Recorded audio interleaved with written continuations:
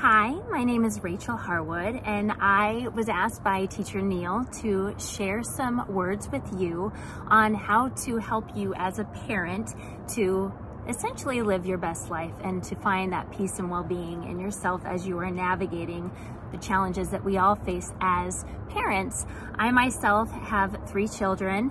They are Tatum, who is 16, Wesley, who is a freshman in college, and a daughter who is now in her sophomore year at college. So I know what it's like to be a working, busy parent. I also know what it's like living in another country and trying to navigate another culture and new relationships, making new friends, and just navigating life in different aspects as a parent and trying to take care of yourself at the same time. So hopefully the things that I have to share with you today, you will find helpful.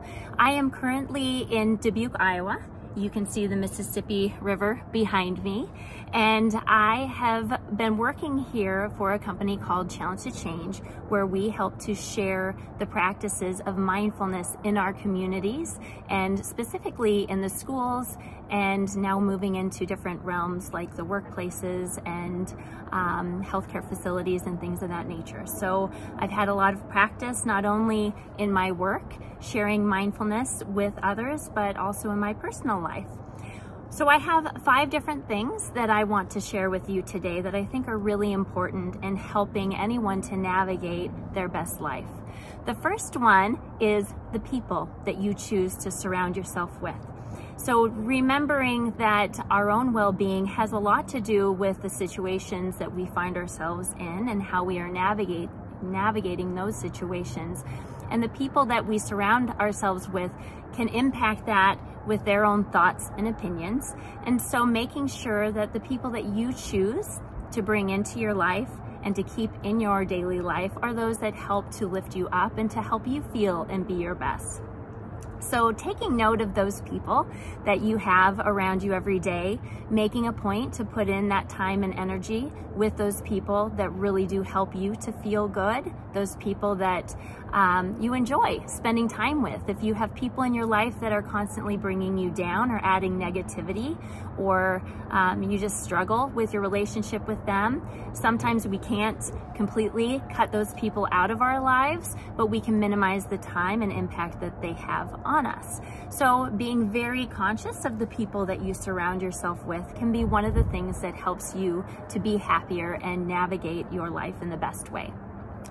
The next thing would be taking advantage of the present moment and understanding that we are only really truly existing in this moment. We can only make choices and affect what's happening right now.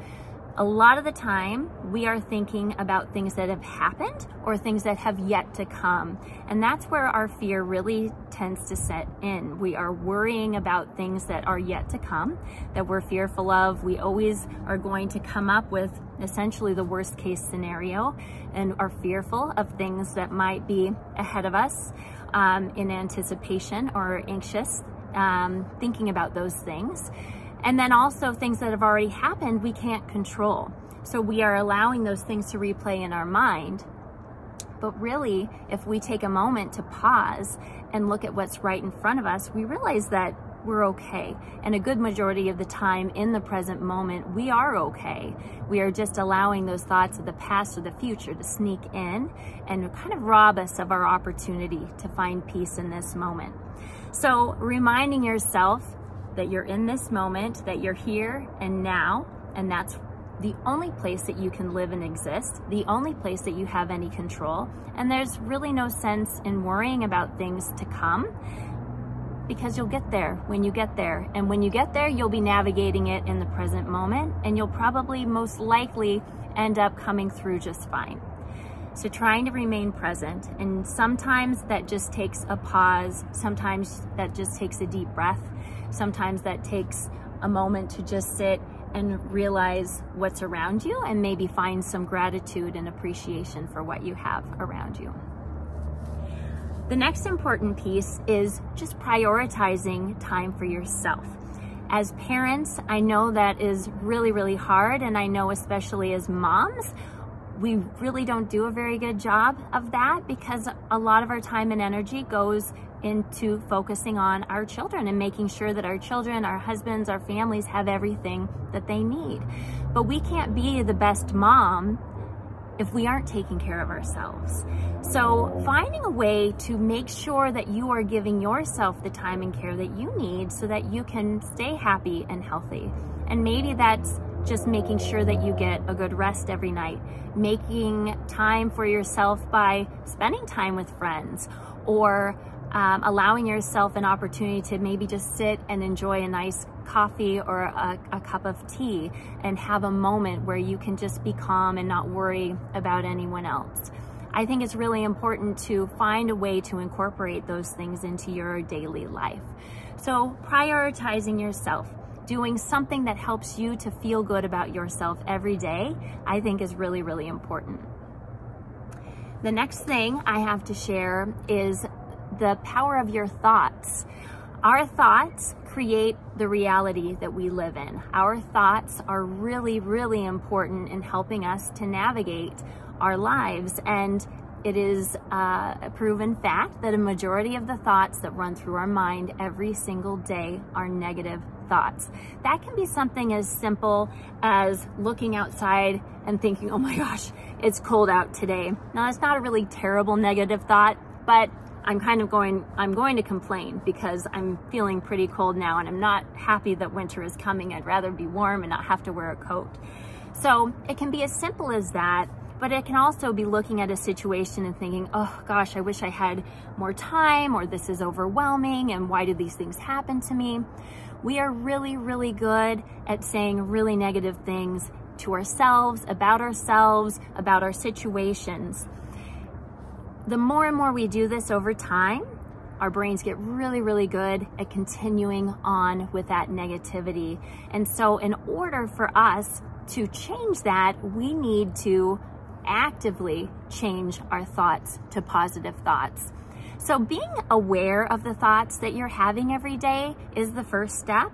Noticing those thoughts that come up into your mind and catching yourself when you are having a negative thought, and seeing if there is a positive thought that you can put in place of that. You need to retrain your mind to think positively. So instead of me sitting here and complaining about it being cold, because I will admit I do complain about the cold, I can think to myself, you know what? It's a good opportunity for me to go inside and spend more time watching TV with the people that I love on those cold evenings. I can be excited about the holidays that are coming up and all of the wonderful memories that we are going to make in those colder days that bring the holidays to places like Iowa, where I happen to be right now.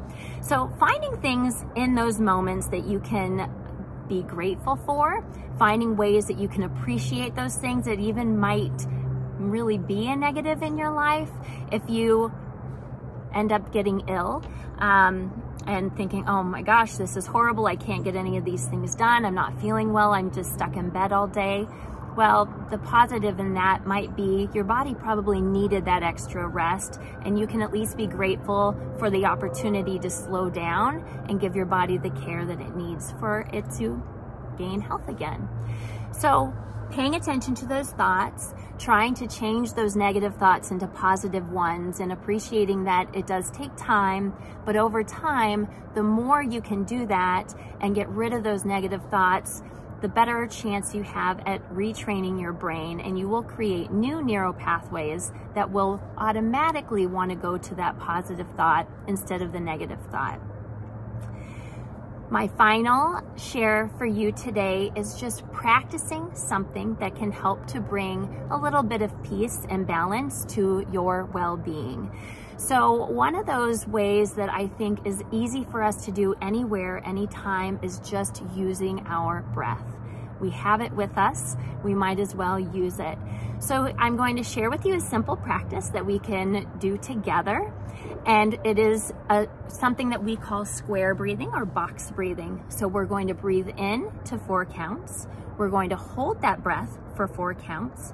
We're going to exhale for 4 counts. And then we're going to hold that breath for 4 counts, and then we do it again. So we're going to go through several cycles of that. So I will count those out, and I would love for you to join with me as I count. Are you ready? Okay, so we're going to begin with a deep breath in, and then we'll breathe out everything, and then we will start. Okay, so taking a nice cleansing inhale in through your nose, and slowly exhale out through your mouth. And we're going to begin breathing in, 2, 3, 4, hold, 2, 3, 4, breathe out, 2, 3, 4, and hold, 2, 3, 4, breathe in, 2, 3, 4, hold, 2, 3, 4, breathe out, and hold. Breathe in, 2, 3, 4, hold, 2, 3, 4, breathe out, 2, 3, 4, and hold, 2, 3, 4, breathe in, 2, 3, 4, breathe out, 2, 3, 4, and I messed it up. Breathe in, 2, 3, 4, and hold. Breathe out, 2, 3, 4, and hold. Breathe in, 2, 3, 4, and hold, 2, 3, 4, breathe out, 2, 3, 4, hold, 2, 3, 4, one more time, 2, 3, 4, and hold, 2, 3, 4, breathe out, 2, 3, 4, and hold, 2, 3, 4. The great thing about practicing a breath like this is that as we are breathing and counting, our focus goes entirely to our breath and the counting, and then we are not able to allow any other thoughts to come in. So the practice of meditation is really, really great and powerful, especially because it allows us to escape from the connections that we are making to anything else that's happening in our lives, any negative thoughts or things that might be falling in. We can keep our minds completely blank, which doesn't happen easily, and it doesn't happen very often. And a lot of us struggle with meditating because it is hard to just completely keep your mind free of thoughts. So when we are practicing a breath like this, and we're counting our breath, we are focusing on the counting, we are focusing on our breath, and nothing else is allowed to interfere. And we can bring a greater sense of calm and balance into ourselves. So I hope that you find this helpful. Wishing you all the best and a very happy holidays if you have holidays coming up that you will be celebrating. Much love to you all. Thank you so much, Teacher Neil, for reaching out to me. I'm always happy to share. Take care. Bye-bye.